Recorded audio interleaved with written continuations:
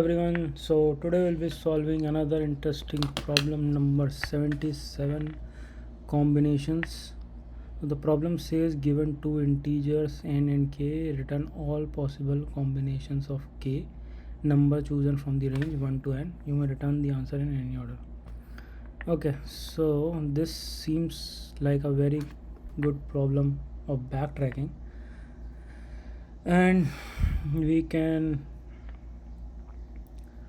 backtrack. uh, we can write backtracking in two ways. I'm gonna show you how to write the backtracking in both of the ways. So the first what we can do is, so we'll keep one answer list to keep track of the paths that we have traveled, and we will start with s equals to 1 and an empty list path in which we'll go inside every path that we travel, right? So first we'll go inside 1, so first we'll pick 1, then inside 1 we'll go down the path 2, 3, 4, so we'll pick 2, then we'll pick 3, then we'll pick 4.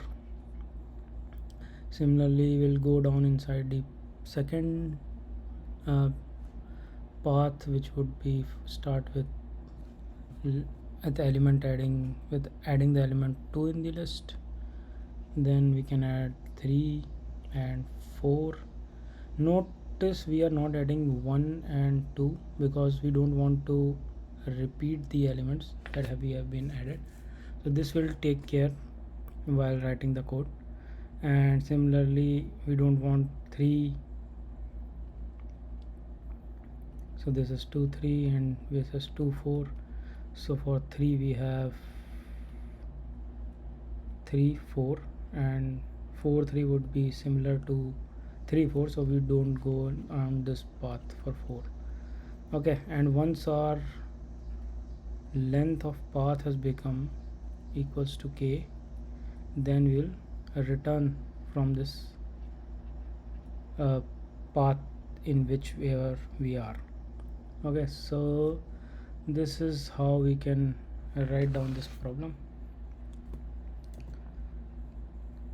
So let's write our problem. So we'll start with the answer, and we will define one function, recursive function, which will take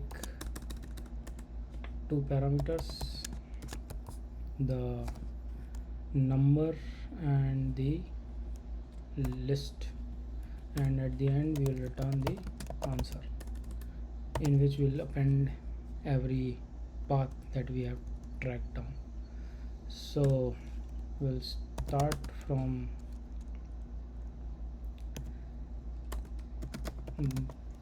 the letter from the number that we have first time, and we'll go up to the end of the number that we have given for n. So we'll have n plus 1, and then we'll go inside the function one by one, and we'll keep adding that into our path. So we'll do path plus I, and now we need to stop our recursive function. So what we'll do is, like we discussed, when the length of our path has become equals to k, that this many combinations we need, so we'll return, and when we'll return, before returning we'll append this into our answer, a list that we just created. So yeah, we will do deep copy of path, and we can also do copy path dot copy, or path and up till the end, up till from start to end, or we can also do path double colon. So these three, they are the shallow copies, but here what we need is the deep copy of the path, so which we can directly import from copy module of Python. Deep copy, and yeah, so now let's run our code and see how it performs. Okay, it has accepted our solution. Let's run the example test cases.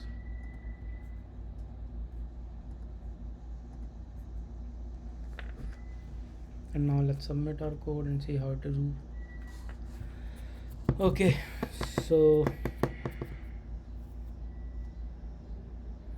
yeah, it is accepting. So right, and that's one approach, and the another approach would be to recursively call this function inside the another function. So that would be something like this. So for every, what we can do is, for every ith element or ith number, we have the option to pick that number into our path or not pick that number into our path. So basically what we are doing is, inside the function we are adding that element into our path, or we are not. So this is basically the pick one, and there is when we are not picking, we are just going to have whatever we have in the path list that we will declare. And the terminal condition for this recursive function to stop will be that when we have reached to the end, that our path has become equals to the number of elements that we want into our list, then we will stop. And for this, not when we are not picking, then when our variables s has become more than the number of n numbers that we are given, then we'll return in this case. So this is how we can write it down. So we'll start with one. So this is the second approach. So we'll start with one. We'll have the empty list, and so once we go inside, we'll pick the element. So for that we need to write path plus s when we are picking this number. So this is pick, and when we are not picking, then we'll just leave that path. And now we need to write our terminal conditions. So if length of path is equals to k, then we need to add this into our list. So deep copy path, and we'll return. And the terminal condition for not picking case would be, this is the not picking state for the number.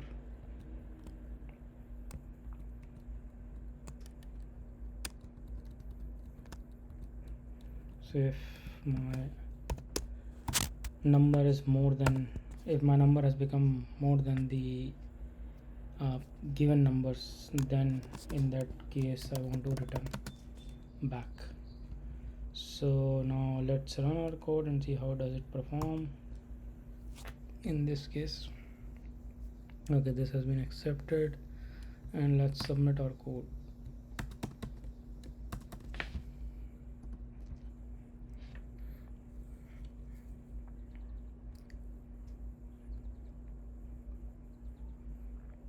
Okay, so this has also been accepted.